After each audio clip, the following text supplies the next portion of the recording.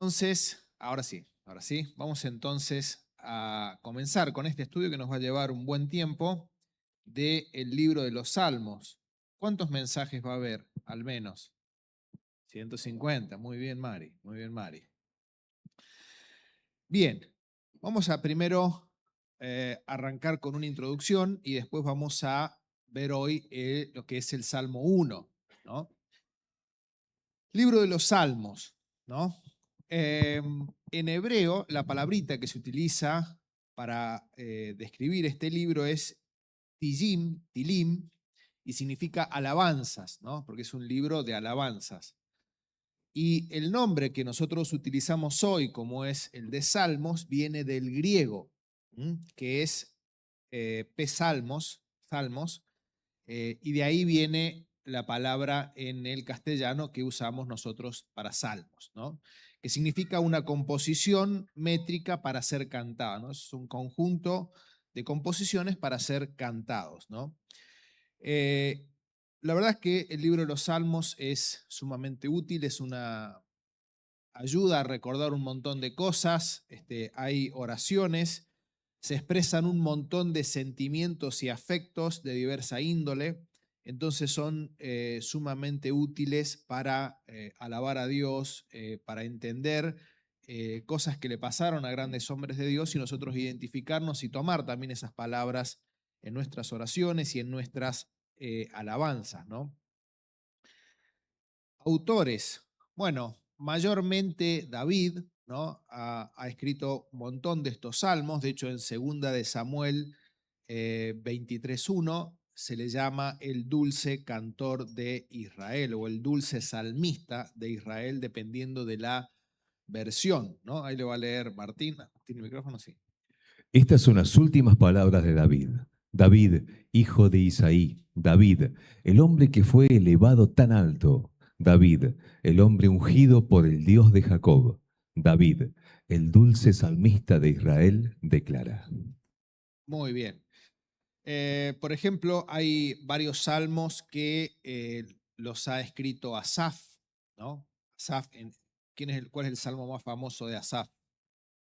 73, hermosísimo salmo para meditar y para reflexionar.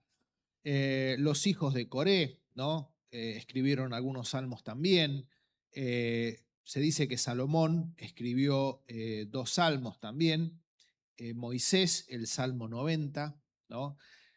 Hay un autor anónimo, por ejemplo, en el Salmo 137, que es un salmo que se escribe cuando, recuerdan que antes de, creo que el año pasado, vimos un resumen del Antiguo Testamento y vimos que el pueblo de Israel es llevado cautivo a Babilonia 70 años y después vuelve. Bueno, durante este cautiverio se escribe el Salmo 137, ¿no? Y como dijimos, son 150 salmos. ¿Cuál es el objetivo de este libro? Bueno, tiene básicamente 2 objetivos, ¿no? Fomentar la piedad y la comunión diaria. Dijimos que tiene un sinfín de situaciones diversas que le fueron pasando a estos autores, ¿no? Que nos pasan a nosotros en nuestra vida cotidiana, y cómo orar ante esas situaciones, cómo alabar a Dios ante esas situaciones, cómo pedir ante esas situaciones, ¿no? Entonces, nos quieren fomentar la piedad en situaciones cotidianas de la vida, ¿no? Fomentar la piedad y la comunión diaria. Y por otro lado, resaltar la esencia espiritual de la fe, ¿no? Dios en este libro, si bien valora lo que pueden ser los sacrificios y cosas que él había instituido, está en un segundo plano en comparación con lo que es el corazón, ¿no? Dios lo que más mira es nuestro interior. Como nos compartía Alejandro esta mañana, Dios busca adoradores que le adoren en espíritu y en verdad, ¿no? El Salmo 51:16 dice, por ejemplo, que, ahí lo vamos a leer, Tú no deseas sacrificios, de lo contrario te ofrecería uno. Tampoco quieres una ofrenda quemada. y el 17. El sacrificio que sí deseas es un espíritu quebrantado. Tú no rechazarás un corazón arrepentido y quebrantado, oh Dios.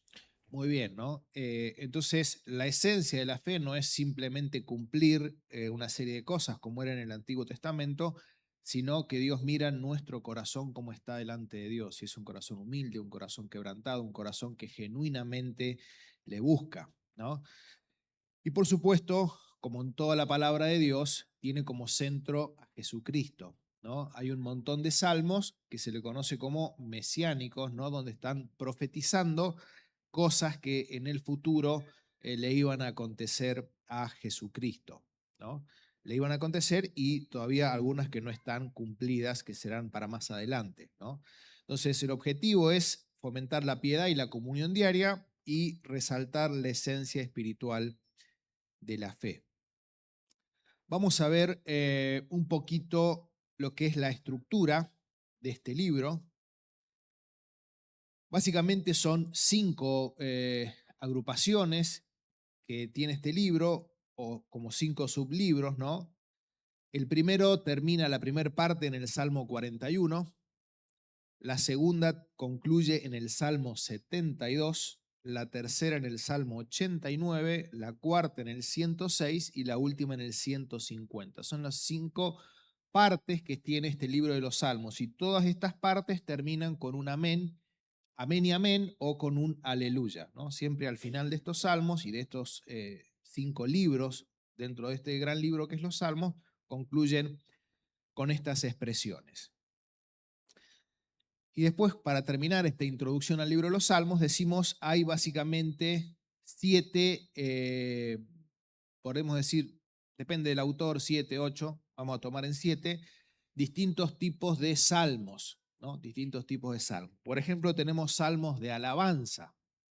Por ejemplo, uno muy conocido es el Salmo 150, ¿no? Es un salmo con el cual es muy fácil de cantarlo. Tenemos salmos de lamento. ¿Qué son los salmos de lamento? Donde el salmista expresa una profunda angustia que tiene y ora a Dios en ayuda y socorro, auxilio ante la situación que estaba pasando. Es un lamento y una oración, ese salmo, esa clase de salmos. Y bueno, ¿quién no tiene situaciones adversas y difíciles donde tiene también lamento y tristeza en su corazón? Y estos salmos son sumamente útiles.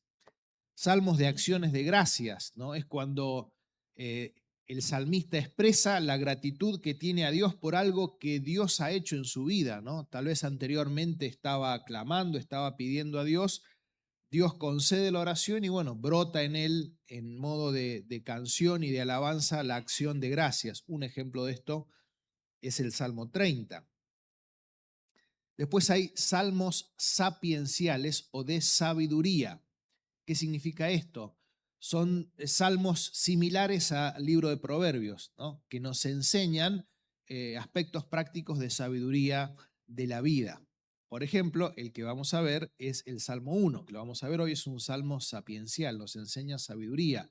Otro salmo sapiencial, que es el más largo del libro de los salmos, es 119, muy bien, que resalta las virtudes de la palabra de Dios, ¿no? Esos son salmos sapienciales.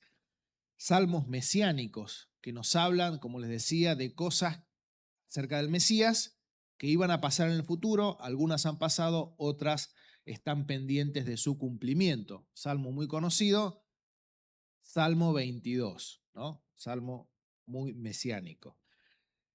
Salmos penitenciales. Se le conocen como 7 a los salmos penitenciales, que son aquellos que nos ayudan a una mayor devoción y a un arrepentimiento, ¿no? Por ejemplo, salmos penitenciales son el 32 y el 51, donde David expresa su arrepentimiento con motivo del grave pecado que había cometido, ¿no? Con Betsabé. Entonces esos son los salmos penitenciales, que son 7. Y después, por último, tenemos los que se llaman los salmos imprecatorios, que son por ahí en nuestra época difíciles de entender. Son los salmos donde David o los salmistas clamaban por justicia y pedían la destrucción de sus enemigos, ¿no? Entonces, Señora, justicia, ¿no? Y te pido que los destruyas, que los oyes, que los pisotees, que, bueno, este, Obviamente eso no es algo que nosotros podemos apropiarnos hoy, ¿no? Jesucristo nos dijo que debemos amar incluso a nuestros enemigos, ¿no? Esos son los salmos imprecatorios. Bien, vamos a comenzar hoy con el salmo número 1. Un salmo, como dijimos, ¿de qué tipo es? Sapiencial o de sabiduría. Muy bien. Vamos a pedir a Martín entonces que lea en Reina Valera el salmo 1. Bienaventurado el varón que no anduvo en consejo de malos, ni estuvo en camino de pecadores, ni en silla de escarnecedores se ha sentado, sino que en la ley de Jehová está su delicia, y en su ley medita de día y de noche. Será como árbol plantado junto a corrientes de aguas, que da su fruto en su tiempo, y su hoja no cae, y todo lo que hace prosperará. No así los malos, que son como el tamo que arrebata el viento. Por tanto, no se levantarán los malos en el juicio, ni los pecadores en la congregación de los justos. Porque Jehová conoce el camino de los justos, mas la senda de los malos perecerá. Muy bien. Comienza este salmo, vamos a poner el versículo 1. Bienaventurado el varón que no anduvo en consejo de malos. Y este salmo muestra algo que también el Nuevo Testamento dice con claridad. Hay solamente dos caminos. Está el camino de los que buscan y agradan a Dios y está el camino de los que desagradan a Dios. Está el camino de los justos y el de los injustos. Está el camino de los que Dios bendice y está el camino de aquellos que sufrirán el castigo de Dios y una eterna condenación, ¿no? Este mundo cree que, bueno, todos los caminos conducen a Roma, ¿no? Popular expresión, todos los caminos conducen a Dios. La palabra de Dios es clara en ese sentido y totalmente diferente, donde solamente hay un camino, como dice el Señor Jesucristo allí en Mateo, un camino angosto que conduce a la vida y un camino ancho, fácil y espacioso que conduce a la condenación, ¿no? Y este salmo está planteando esas dos realidades, esos dos caminos. Dice primero, bienaventurado el varón que no anduvo. Bienaventurado, bueno, significa alguien que es doblemente dichoso, sumamente feliz. Es una expresión plural enfática, que es como si estuviera diciendo, oh, cuántas felicidades tiene la persona a la cual se le llama bienaventurada, ¿no? Es una dicha profunda, estable, producida por Dios, ¿no? Y después comienza aquí el autor, que no tiene título y no tiene autor, este salmo, dice, comienza a hablar de una escala descendente del pecado, ¿no? Dice, bienaventurado el varón que no anduvo en consejo de malos. Bienaventurado el varón que no anduvo en consejo de malos. Y lo primero que tenemos que revisar y cuidar en nuestra vida es lo que escuchamos, los consejos que recibimos. Y eso nos puede afectar a todos, nos puede afectar a todos, porque hablamos con gente, con parientes, con familiares, con compañeros de trabajo, con vecinos, con el verdulero, con el panadero, con un montón de personas hablamos. Lo que vemos en televisión, la música que escuchamos, ¿no? Todos esos son consejos que van llegando a nuestra vida. Y ninguno puede creer que está exento de que puede escuchar cosas que son dañinas o nocivas y que no le van a afectar. Hay consejos que son muy malos y por consiguiente, bueno, son fácilmente rechazables. Y hay otros consejos que son muy sutiles, que tienen medias verdades, que es más difícil desentrañar que es un consejo incorrecto, ¿no? Por eso es muy importante que atendamos a lo que dejamos entrar a nuestra mente. Vamos a leer Proverbios 19, 27 y 1 Corintios 15, 33. Cesa, hijo mío, de oír las enseñanzas que te hacen divagar de las razones de sabiduría. No erréis, las malas conversaciones corrompen las buenas costumbres. Proverbios 19 dice que hay enseñanzas que nos hacen divagar de las razones de sabiduría. O sea, nosotros, el libro de Proverbios es un libro que exalta mucho las bondades y que nuestro camino tiene que ser ir hacia la sabiduría, ¿no?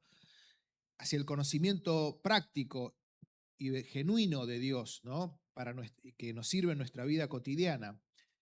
Pero dice que hay ciertas enseñanzas que te pierden en el camino, te hacen andar divagando de un lado para otro, no te llevan a la sabiduría. Y dice, con todas esas enseñanzas tengo que cesar de oírlas, cesar de oírlas.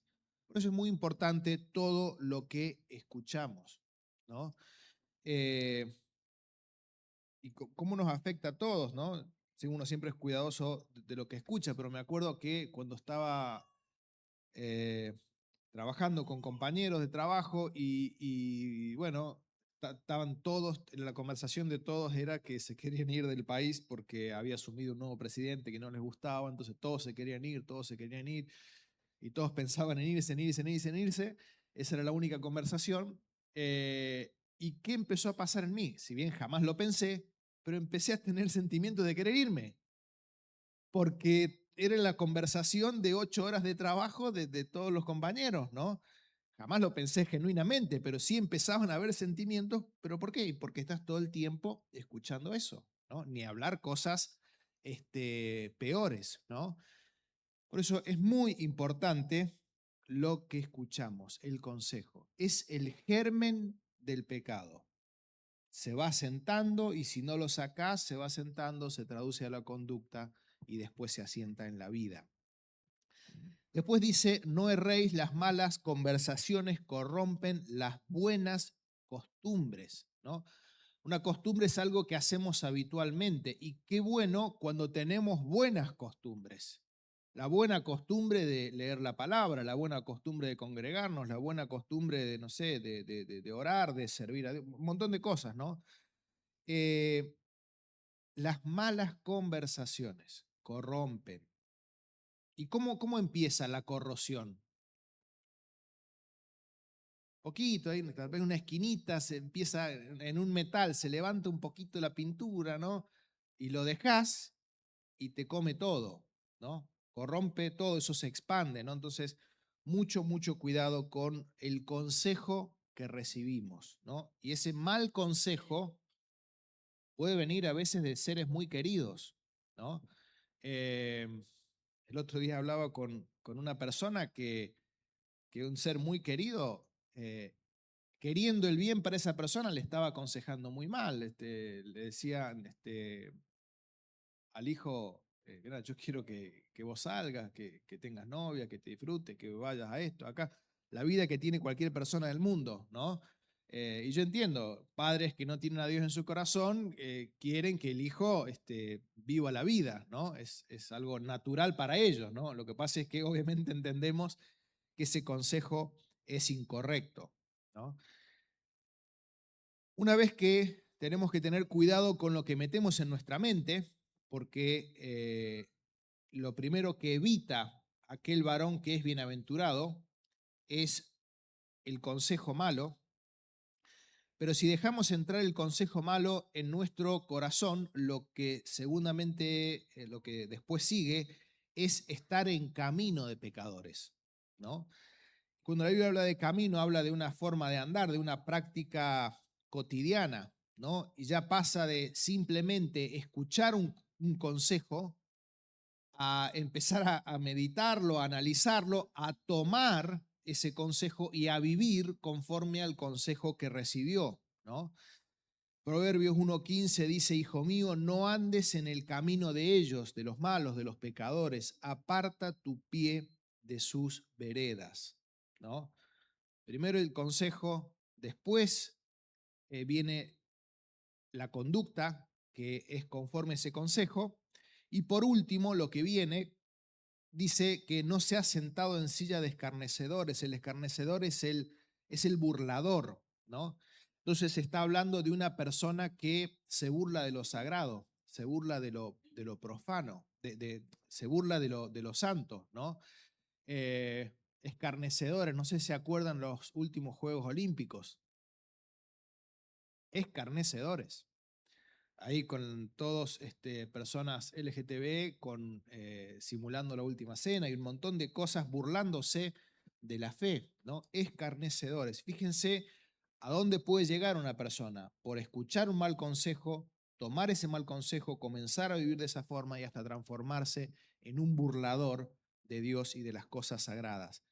Pero dice aquí, bienaventurado el que no empieza ni siquiera escuchando un mal consejo.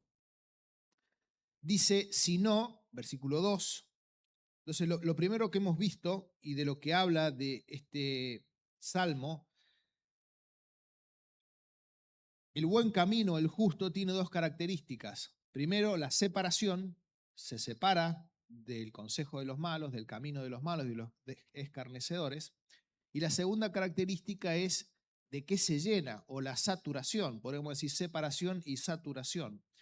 Dice, sino que en la ley de Jehová está su delicia, y en su ley medita de día y de noche.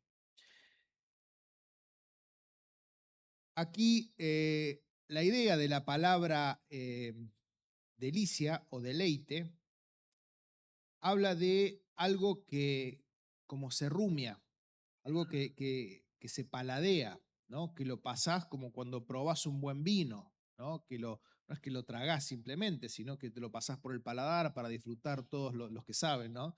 Disfrutan todos los sabores, detectan todas las características de ese vino. Esa es la idea, ¿no? De meditar, ¿no? Como también nos decía Alejandro esta mañana, es tratar de aplicar ese versículo a mi vida, ¿no? No a la vida de otros, sino a mi vida, ¿no? Y capaz que en la meditación, en el pensamiento de ese versículo, voy a otros versículos y ese versículo a otro, y me enriquece y así Dios me habla, ¿no? Es tener la palabra de Dios en nuestra mente y meditar cómo cada palabra, cada sentido de ese versículo aplica a mi vida. Y dice que este varón, que es justo, este varón que es separado, se deleita en la ley de Jehová. Y esta es una pregunta para hacernos. Eh, Antes de preguntar si nos deleitamos en la palabra de Dios, tengo que arrancar por el principio. ¿Leemos la palabra de Dios? Yo siempre comento que cuando a poco tiempo que me convertí, me llamaba la atención que los predicadores una y otra vez en los diferentes mensajes hacían hincapié en este aspecto, ¿no? De leer la palabra de Dios, leer la palabra de Dios. Eh, y lamentablemente después me fui dando cuenta que no era común, ¿no? O sea que lamentablemente no todos leen la palabra de Dios habitualmente y no todos se instruyen en la palabra de Dios como debería ser. Entonces, la primera pregunta es si estamos leyendo la palabra de Dios a diario, ¿no? Y cuando más leemos la palabra de Dios y cuando más la entendemos, mayor deleite podemos encontrar en ella, porque entendemos, porque el deleite está en ver que es un libro actual, no es un libro de historia, contiene historias, pero es un libro actual donde habla cada situación particular de tu vida, ¿no? Y entender que un pasaje que tal vez lo leíste un montón de veces y ahora te habla de una forma y mañana te habla de otra forma, porque la palabra de Dios es viva y eficaz, es lo que produce el deleite, es lo que produce la comprensión de Dios, ¿no? El disfrute. Y es para pensar si realmente disfrutamos de la lectura de la palabra de Dios, ¿no? Aquel varón apartado es alguien que se deleita en la ley de Jehová. Dice, y en su ley medita de día y de noche. Qué importante es que busquemos llenar nuestra mente de la palabra de Dios, llenar nuestra mente de la palabra de Dios. Dice Romanos capítulo 1, versículo 2, perdón, 12, versículo 2, que no tenemos que tomar la forma de este mundo, sino que debemos renovar nuestra mente. Y para renovar nuestra mente tenemos que sacar un montón tal vez de consejos, de sugerencias, de cosas que hemos aprendido en la vida y comenzar a meter nuevas cosas en nuestra mente.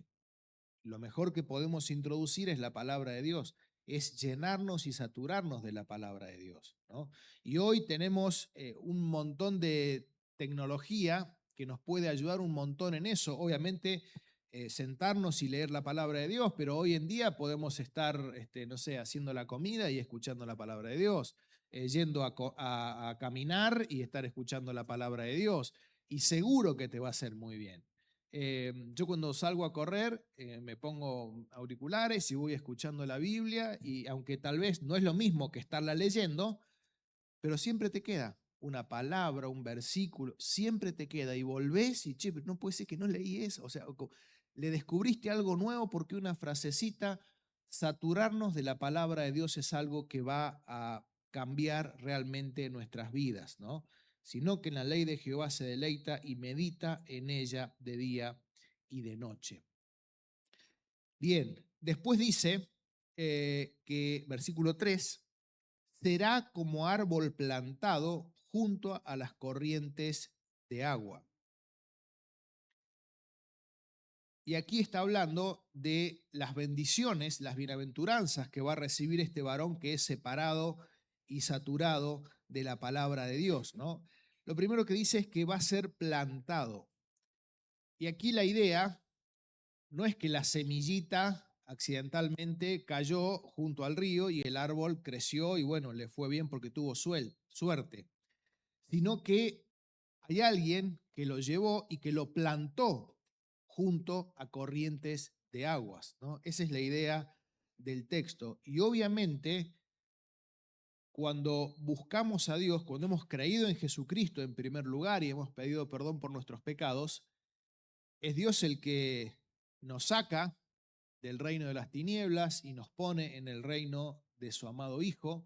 Y cuando comenzamos a buscar de Dios y cuando comenzamos a apartarnos de este mundo y comenzamos a saturarnos de la palabra de Dios, y ahí hago un paréntesis, cuando digo separarnos de este mundo, no significa como tal vez en la Edad Media se creía, y hubo mucha proliferación de monasterios, ¿no? Que para realmente agradar a Dios, ¿qué tenías que hacer? Vivir aislado en una montaña porque no se podía vivir en devoción a Dios y en santidad a Dios en medio de una sociedad pecadora. Y sí se puede, por supuesto que es difícil, tenemos que usar todos los recursos que nos da el Espíritu Santo, pero el llamado no es a aislarnos, ¿no? Es separarnos en lo que vemos, en lo que hacemos, en conductas pecaminosas. En ese sentido es separarnos de este mundo. Seguimos yendo a trabajar, seguimos llevando a los chicos al colegio y viviendo en la sociedad. Dice que esta persona que hace estas cosas, Dios la planta al lado de corrientes de agua. Y obviamente es un árbol que tiene todos los recursos. Tiene recursos inagotables porque las aguas corren, las raíces van a ir cada vez más profundas, tendrán contacto con la tierra húmeda, así que tiene inagotables recursos, ¿no? Y pensaba también, nosotros, qué bueno es los recursos inagotables que tenemos. Jesucristo dijo que ríos de agua viva correrán en el interior de aquellos que creen en Él, hablando del Espíritu Santo que iban a recibir todos aquellos que hemos creído en Jesucristo. Entonces, vaya si tenemos recursos para vencer, para vivir separados de este mundo, para vivir en santidad con el Espíritu Santo que hemos recibido. La palabra de Dios que estamos estudiando, ¿no? Que es útil para redarguir, para enseñar, para instruir en justicia a todo hombre, a fin de que estemos preparados para servir a Dios, ¿no? Recursos inagotables va a tener para vivir en santidad en este mundo. Después dice que será como árbol plantado junto a las corrientes, dice que da fruto a su tiempo y su hoja no cae, ¿no? Habla aquí de productividad y de constancia. ¿no? Un árbol que su hoja siempre está verde, ¿no? Y que da fruto. Y cuando hablamos de fruto, podemos leer Gálatas 5:22, el fruto más importante que puede dar el cristiano. Mas el fruto del Espíritu es amor, gozo, paz, paciencia, benignidad, bondad, fe. Muy bien, cuando estamos bien con Dios, el Espíritu Santo se va manifestando en nuestra vida, va obrando con libertad, se empiezan a manifestar el fruto del Espíritu, ¿no? Que se manifiesta en estas 9 características, ¿no? Que no es otra cosa que el carácter de Cristo en nosotros. El apóstol Pablo les decía a los Gálatas, que lo están estudiando allí en la tercera rotonda, por quienes vuelvo a sufrir dolores de parto hasta que Cristo sea formado en ustedes, ¿no? Ellos se habían vuelto atrás, se estaban borroneando estas características en la vida de ellos, ¿no? Produce fruto y su hoja no cae. Después dice que van a tener verdadera prosperidad. Dice, y todo lo que hace prosperará. Y qué lindo que todo aquello que emprendamos nos vaya bien. Pero aquí fundamentalmente está hablando en todo lo que refiere a los propósitos de Dios, ¿no? Porque tal vez alguno, eh, no sé, emprendió algo y no le fue bien, ¿no? Pero sí en cuanto a todo aquello que son los propósitos de Dios para la vida de esta persona, ¿no? Obviamente este texto es también mal interpretado por el Evangelio de la Prosperidad, ¿no? Que si estamos buscando a Dios, bueno, pareciera que vamos a ser millonarios y cualquier negocio o inversión que hagamos va a ir excelentemente bien. Y eso depende de la voluntad de Dios para cada uno, ¿no? Yo puedo estar en excelentes condiciones espirituales delante de Dios y emprendí en tal cosa y bueno, y no funcionó y tuve que por ahí dedicarme a otra cosa, ¿no? Y no significa que Dios no me haya, que no se cumpla esto de la palabra de Dios. Dice que todo lo que hace prosperará siempre y cuando esté dentro de los propósitos y la voluntad de Dios, ¿no? El objetivo que Dios nos ha trazado en la vida no es ser millonarios, ni mucho menos. Puede Dios en su misericordia darnos mucho dinero y no está mal, pero el objetivo es que Dios, como dice allí en Efesios capítulo 2, Dios ha preparado obras de antemano para que andemos en ellas, ¿no? Y en ese sentido es que Dios, todo lo que hagamos, Dios lo va a prosperar cuando estamos en santidad, estamos separados de este mundo, meditamos en la ley de Dios de día y de noche, seremos como árbol plantado que tiene verdadera prosperidad. Vamos a leer Josué 1:7, conocido versículo que habla algo similar. Solamente esfuérzate y sé muy valiente para cuidar de hacer conforme a toda la ley que mi siervo Moisés te mandó. No te apartes de ella, ni a diestra ni a siniestra, para que seas prosperado en todas las cosas que emprendas. Muy bien. Y ahora comienza aquí el retrato de los malos, ¿no? Empieza a hablar, dice, no así los malos, tienen una realidad totalmente diferente. Son como el tamo que arrebata el viento. La primera pregunta que tenemos que hacernos es, ¿qué es el tamo? ¿Qué es el tamo? El tamo es la cascarita de las semillas, ¿no? Ellos, cuando traían el trigo, la cebada, ¿no? Lo traían, lo frotaban, lo tiraban para el aire, la semilla pesada caía y la cascarita que pasaba, la volaba el viento, se la llevaba el viento. Dice, los malos son como esta cascarita de la semilla, como el tamo, que se lo lleva el viento y van de aquí para allá. Y les está dando también un valor irrelevante, porque el tamo no servía para nada, ¿no? No así los malos, que no tienen raíces, no tienen estabilidad, no tienen agua y no tienen fruto, ¿no? Dice el versículo 5, porque no se levantarán los malos en el juicio, ni los pecadores en la congregación de los justos. Bueno, para los malos, para aquellos que no han aceptado a Jesucristo, todos éramos malos, todos éramos pecadores, pero bueno, en la gracia de Dios, muchos hemos podido recibir el perdón de Dios, aceptar a Jesucristo y hoy ser de aquellos que están en su camino. Pero dice Apocalipsis 20, 11 al 13, cuando está hablando de que no se levantarán los malos en el juicio, está hablando que no tienen defensa alguna, ¿no? Leemos Apocalipsis 20, 11. Y vi un gran trono blanco y al que estaba sentado en él, de delante del cual huyeron la tierra y el cielo, y ningún lugar se encontró para ellos. Y vi a los muertos, grandes y pequeños, de pie ante Dios, y los libros fueron abiertos.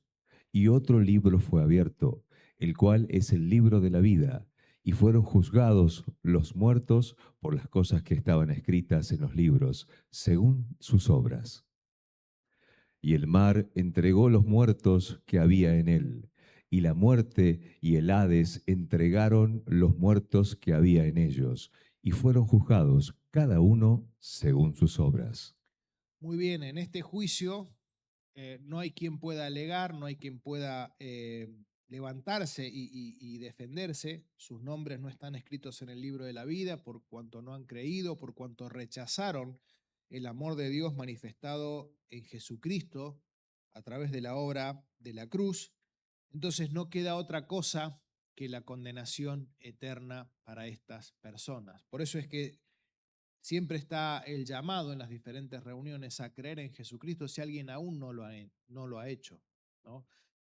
Todos estábamos en igual condición, todos, como dije al principio, transitamos ese camino ancho que lleva a la perdición. Por la gracia de Dios, escuchamos un día el mensaje, lo entendimos y nos cambiamos de camino. Nos fuimos a ese camino angosto que termina en la vida eterna, en el cielo, allí con Dios.